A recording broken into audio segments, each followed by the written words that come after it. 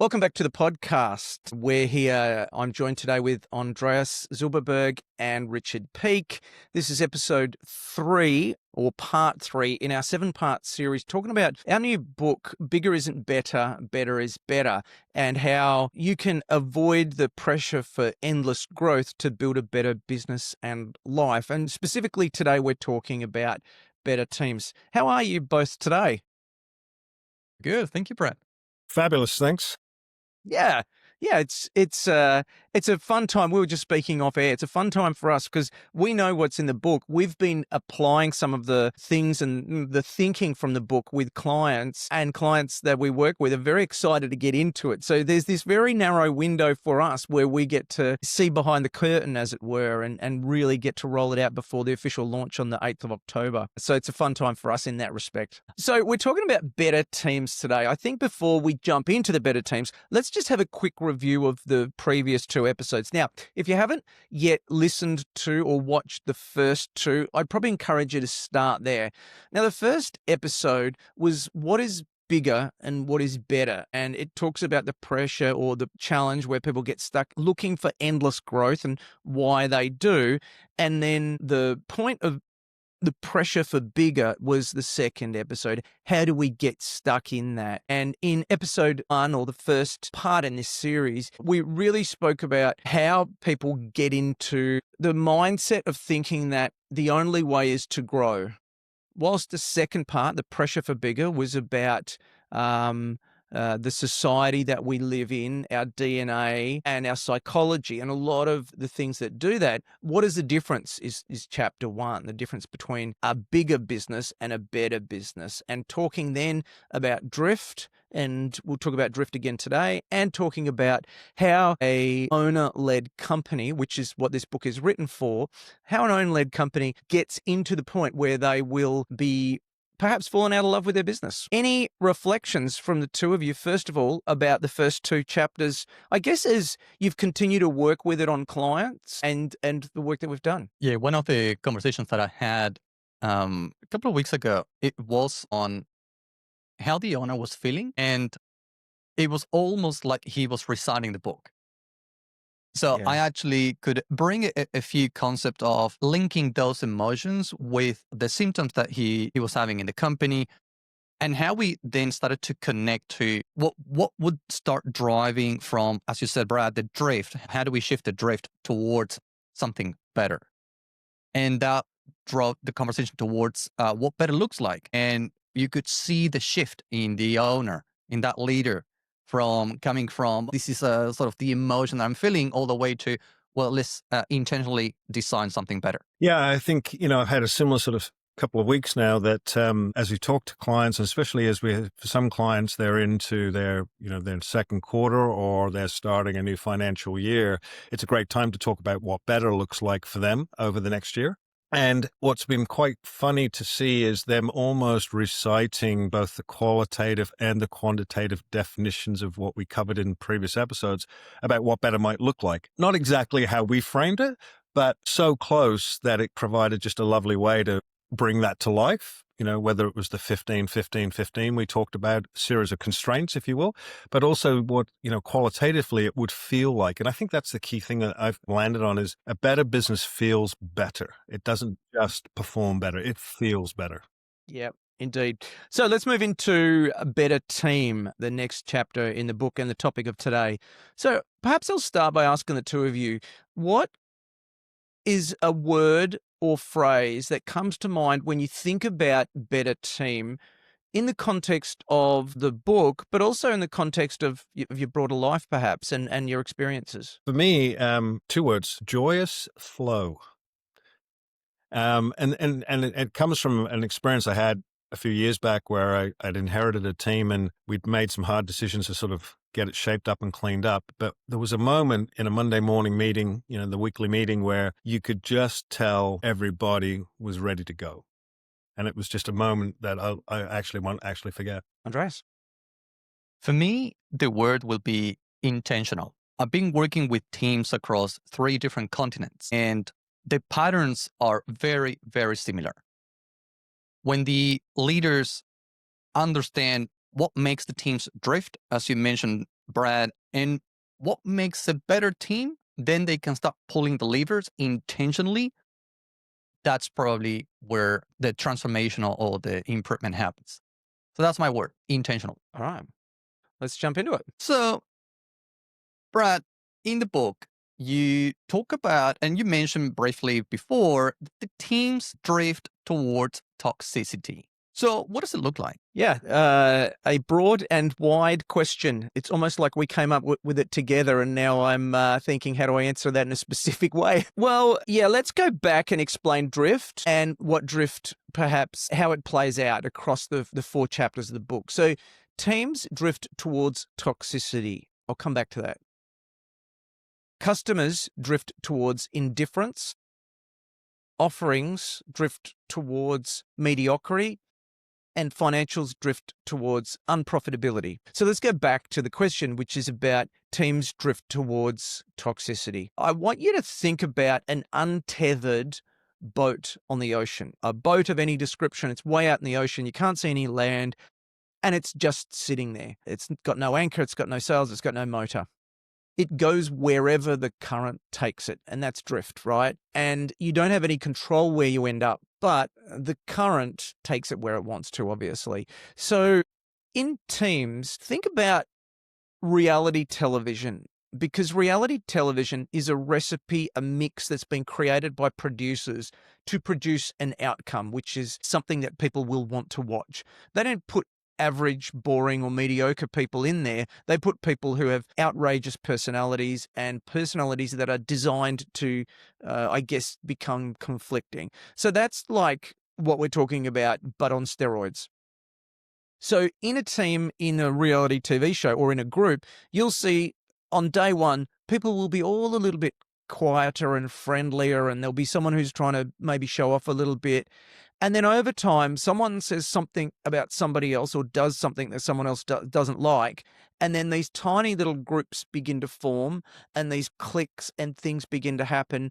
And then you kind of go through a few more weeks and a few more weeks of the series. And then suddenly you've got these toxic groups that have formed. And without curation, this is what can happen in human groups. And so as leaders in a business, we need to work against that. And we've all heard the phrase working in the business versus working on the business. Well, this is about working in the business normally, but then working on the business against this drift across those 4 areas: teams, customers, offerings, and financials. So when it comes to teams, it's about working on the culture. We use a tool called Actions to live in the work that we do to build that out. And so we've got to work against that drift. But when you are enamored with bigger, what happens? It's like putting petrol on the fire, or it's like applying rocket fuel to drift. It makes it accelerate so much even more toward toxicity. So if you are enamored with getting larger and larger and larger, and it is growth for growth's sake, and you're not working on the business to build a better team, what happens? It makes that drift towards toxicity happens faster. It's happening anyway, and that's why we need to work on the business. But if you're enamored with bigger, it makes it happen so much faster, and it's an important point to note. It's interesting as you say that. I think, what jumped out at me in this chapter was the concept of this doom loop that sort of, if you will, explains that, because when I first read the words naturally drift, I was looking for the language or the steps of that drift. And so you introduced this idea of sort of the bigger team doom loop. Can you sort of build off your first sort of comments there and sort of explain how that comes to life in sort of really practical terms, right? Yeah. So I think that I want to also just highlight again what we've spoken about in previous episodes, which is the difference between a corporation and an owner-led company. And this chapter in the book begins with a section called the soulless corporation. Now, we can translate that into, we've probably all heard of someone before who said, I've worked at that company, but they treat you as just a number. Well, that's like a soulless corporation. And that's why companies have created public relations departments and human relations or human resources departments, is to try to make them seem like they've got a soul. But they don't, because they're just a system, a big system that is designed to protect itself, that no one ultimately really controls in the way that a owner-led company can control that. So when we think about the importance of soul when it comes to building a better team, we then think about, well, what happens when we do it wrong? Now, it begins if you are enamored or if you are chasing growth for growth's sake with a rush to fill roles. So we don't really have time to spend a lot of time on hiring people, spending a lot of time on hiring. We don't want to do long interviews. We don't want to hire lots of people. Ideally, what's going to happen is I'm going to place one advert and one person is going to turn up or apply for that advert. They're going to turn up, they're going to be perfect, and they can start the next day, which has never happened, right? That's what people think. And why do I need to do that? Because I'm so clever that I've made this business grow really fast because I'm focused on bigger rather than better. And better takes time, but better creates compounding.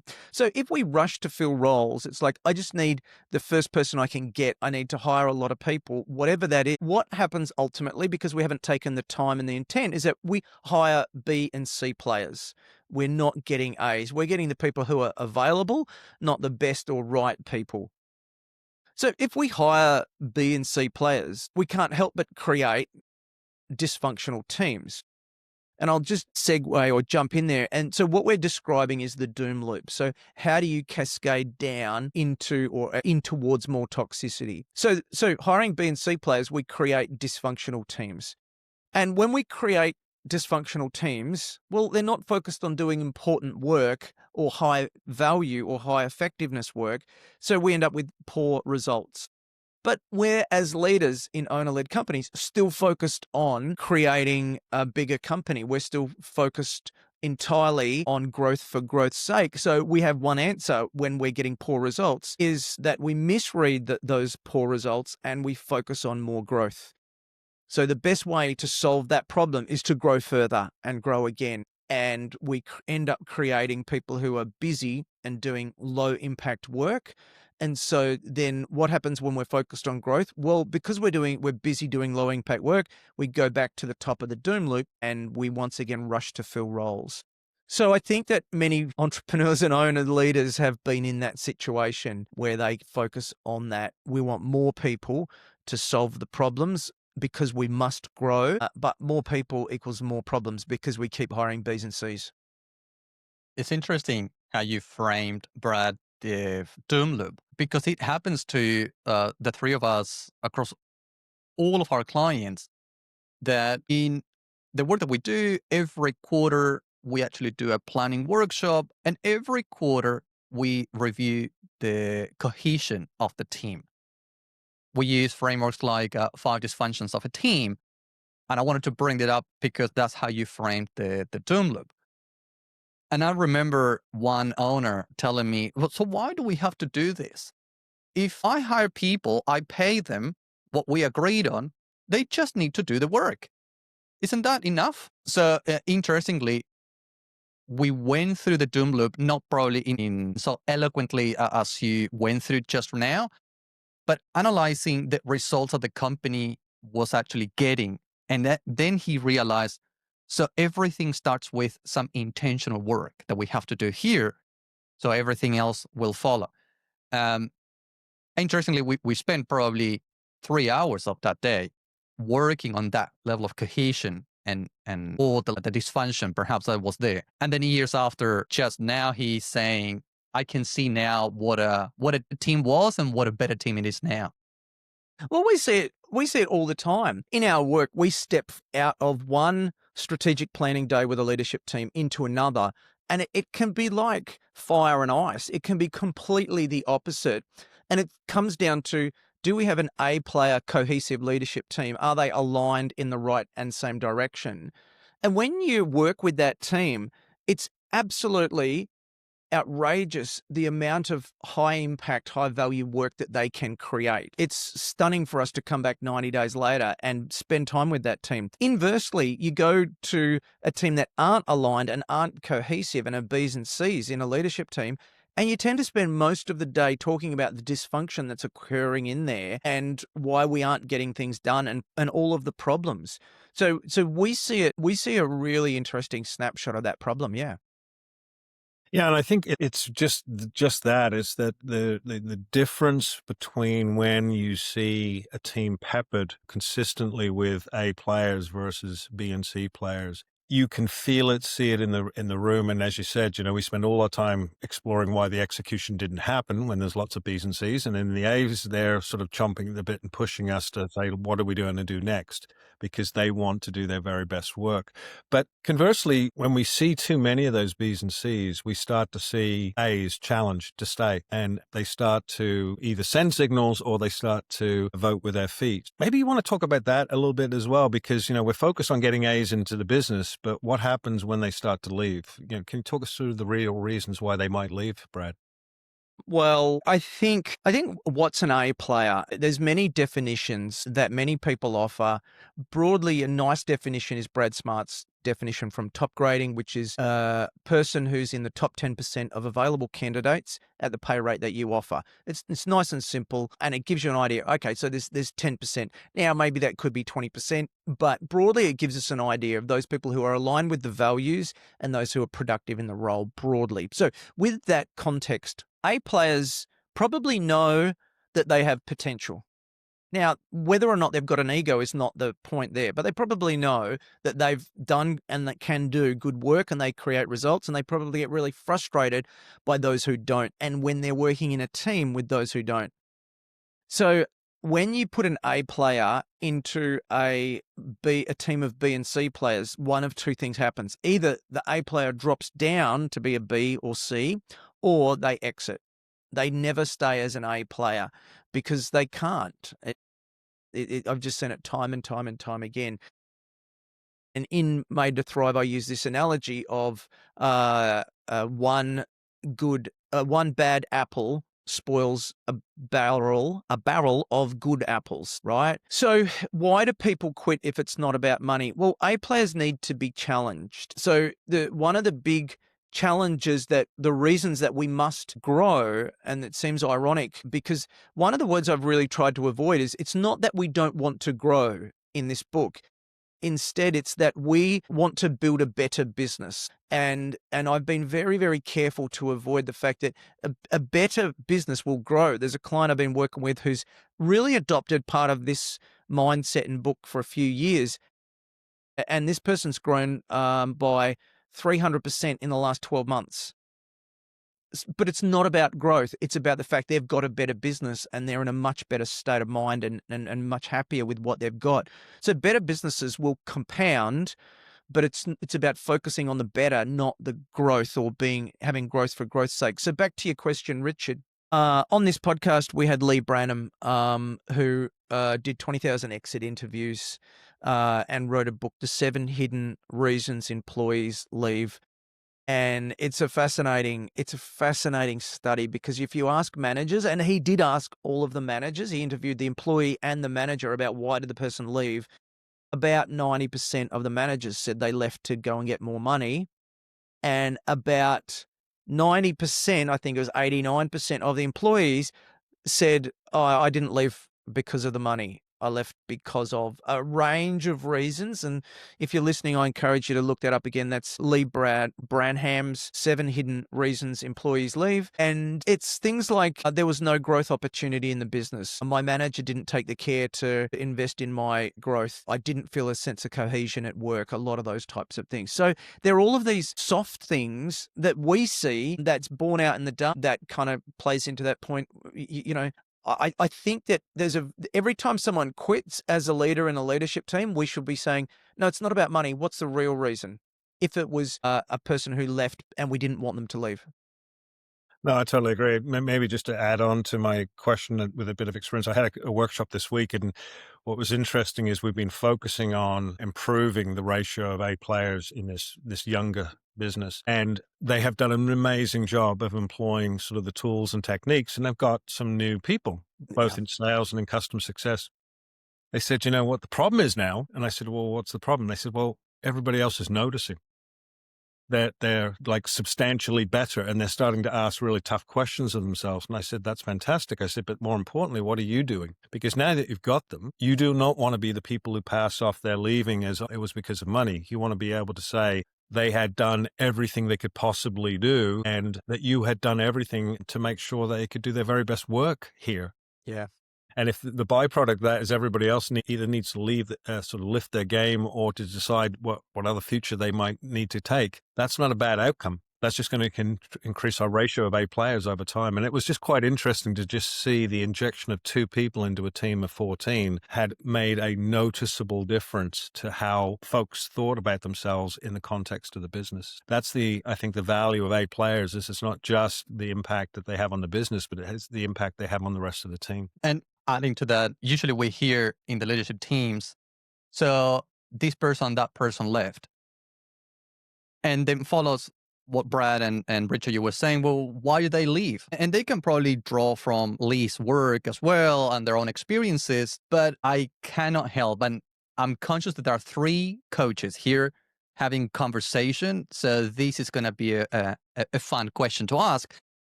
Brad, you bring a different reframe to that question. Instead of asking, why did they leave? You ask, why were they right to leave? Yeah. So first part is Lee Branham's 7 hidden reasons employees leave. So we know that. We know the data bears out why people leave, right? And if you had a friend at a barbecue, so why are you leaving? Oh, my manager's a jerk. Or, it could be something like that. Now, that's what the data says, is all I'm going to say to there. Okay. But if you're a leader in an owner-led company, okay, you should be able to build a business with soul. Okay, because what is the only advantage that you've got over a corporation? We have a war for talent at the moment, and it's been documented. It's a phrase that people talk about all the time. Everyone wants the best people. But in a war for talent, how do you compete against a corporation who have their own advantages? What is the advantage of owner-led company? Well, it's about soul. It's about building a soulful business where the person isn't just treated as a number. So if that makes sense, then you can come back to say, well, why did the person leave? Might be the first question that you ask. Hopefully you're asking the question and you're not just saying, oh, they left for more money or whatever. So why did the person leave? But then a better question to ask is, why were they right to leave? Because when you really sit on that question and you really work that question, why were they right to leave? What you get on the other side of it is, well, I think we need to do a better job about our employee promise. I think we need to do a better job about explaining the vision, why we exist, what's most important, getting alignment and clarity through other parts of the business. Or I think that, our performance reviews need to be better. Our managers need to be better coaches of their teams. So rather than saying, why did they quit? It's just a different way to think about it. Why were they right to quit makes you understand the delta between where you were or where you are and where you could be to have a higher retention of employees. Yeah, no, I think it's incredibly important that you sometimes start with the outcome. There's a piece of attrition in the business that you're unhappy with, but then it's to try and work backwards from there and ask the less obvious questions of yourself, because that's where the breakthroughs come through. And I think that's what you're encouraging here. And, when we do a lot of work with clients, we always think about talent assessment on values and outcomes or performance. And we try to gravitate to sort of the top right corner of a matrix that's usually sort of 9 by 9, but I don't want to use the word matrix. I like the work we've done in this book where we've started to think about grouping employees into sort of 4, 2 by 2 matrix, where the very people we're talking about, the A players that we want to pepper our business with, sit somewhere up in the top right corner. But you have this is a bit of a pun, you have a very curious term for them. It's called experienced achievers. I'd love you to bring that to life, because when I saw this, it was that natural extension for us when we're talking to our clients about, it's not just about putting people in a box and saying they're A. It's understanding, like asking better questions. Why are they an A player? And it's not just they're the top 10% of talent. There's something very unique about them versus everybody else. Could you expand on that?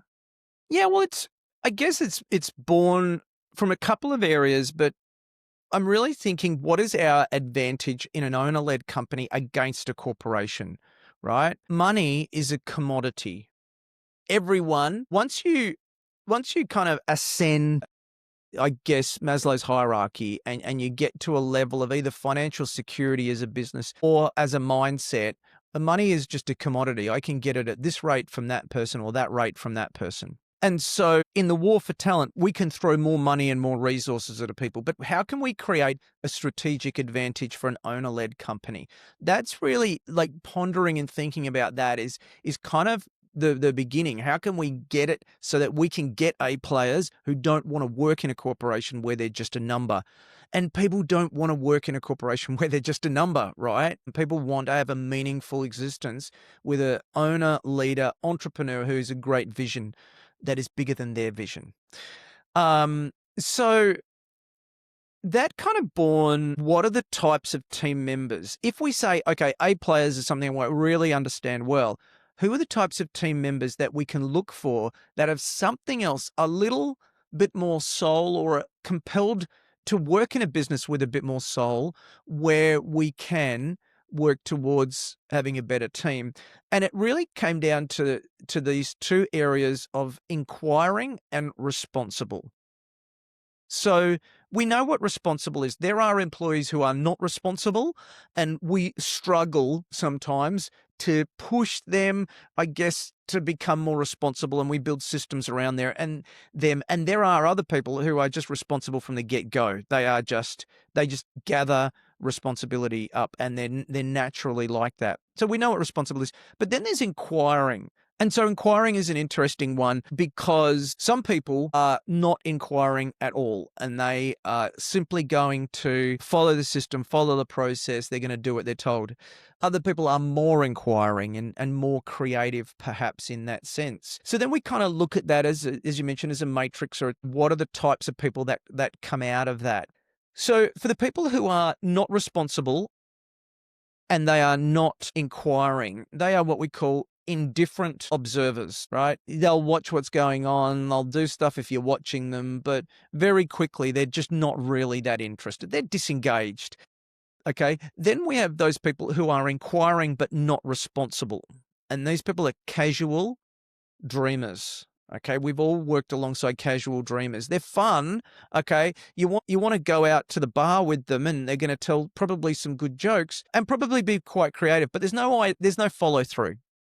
Then we've got the reliable stewards. They're responsible, but they're not inquiring. They might be great in a systems type situation or a heavily constrained situation, but they're not inquiring. So they're going to be very good in a corporation where it's easy to succeed because you just got to follow the line. And then there's the curious achievers, those people who are both inquiring and responsible. And this is the contention that in an owner-led company, if we can get A players who are curious achievers, inquiring and responsible, they're the people where we can drive higher retention, and we can get them to, let's say, do the best work of their lives in their own mind and probably for the business. It's also, I can see myself as you were describing this curious achievers matrix, Brad, that we can bring this into when you describe the first step of the doom loop, right? So owners and leaders, they probably rush in getting people. So if we bring this into an early stage of hiring and then onboarding, then we can probably anticipate if these people perhaps will succeed in an owner-led environment or not. Yeah. So, and because I said environment, probably some of the owners listening to this will say, so how do I create an environment where these curious achievers can actually thrive? Well, it comes down to pride, and I've spoken about this in both of the other books that I've written, and it's the 4 prides. People have to be proud of their product, proud of their manager, proud of their team, proud of their company, or they will eventually quit. So we think about those people who are responsible and inquiring, the curious achievers, and then we overlay that with the 4 prides. as just mentioned. And then we can begin to think, well, in the hiring and onboarding process, we can look for those types of things and traits through questions. Because what we don't want is to be seen as equal to a corporation. Corporations definitely have some advantages, okay, but they have many negatives as well. And one of those negatives is soul. So we go back to, if you worked at a corporation, would you be proud of your product, your manager, your team, your company? Well, can they necessarily say yes to every single one of them? Maybe not. And so we can kind of think about those things through the hiring on onboarding process, and how do we create a differentiation against corporations? Yeah, no, I think it's an interesting place when you start to think about that during the interviewing, because one of the questions I often try to ask people is, why on earth do you want to be here? So you have choices, you're capable, you've got competencies, you're amazing, you've got a great track record. Why do you want to be here? And I'm not looking for them because they think, the company's growing faster, or I want to hear they've done some research and they really identify with why the company exists. It's that pride in the purpose. Or they say, I saw your product or your service or another company using you and it just struck me as being amazing. Like, I want something like that. But I also, I think it's important that we want people who are curious in every aspect of their life, not just from a work dimension. And, another question I often ask folks is, so what new skill or what new thing did you learn to do this year? And, the people who are in this curious achiever place, they are immediately throwing, I learned guitar and I went to do this and I went to do that. And I've read 17 books in the last 2 days. Or they just have these crazy statistics, this thirst for learning and being better. Yeah. And when you see those sorts of things come together, you know that it's not just about them being top 10% on performance. It's this fact that they're going to start exhibiting some of these things almost from the day they walk through the door. That's what we're looking for. So we now know what bad looks like. We know what we're looking for. If we try to extend that, so if we don't want the doom loop and we want the flywheel of a better team, where do we start? Obviously, we've already landed on A players and curious achievers, but what else do we need to add to the mix? Well, a part of the book is analyzing these 4 areas: better team, better customers, better offering, better financials, and understanding how do owner-led companies fall into a doom loop, going back to drift, and then inversely saying, how do we create a flywheel around each of these 4 areas? And so for the better team, I really was impacted. I had a guy called Bo Burlingham on this podcast, and Bo was the former editor-in-chief at Inc. magazine and wrote a book called Small Giants, which is a fantastic book alongside other ones. And that was companies who choose to be great instead of big. And I was talking to Bo about this concept of bigger isn't better, better is better on the podcast. And what he said to me really struck. He said, you've got a team where there is dignity and integrity and kindness everywhere. That's what a better business looks like from that lens. And so that equally plays into soul. So it is a soulful business. We want to build and create a soulful business. And Tony Hsieh was a famous entrepreneur, had a company called Zappos, sold it to Amazon for $1 billion. Before that, he had a business that he sold to Microsoft, I'm going to say for like $150 million.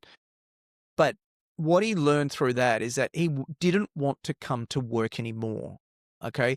And we think back to what we spoke about in the earlier episodes, how owners fall out of love with their business. And one of our jobs is to get them to fall back into love, to find meaning and engagement with their work.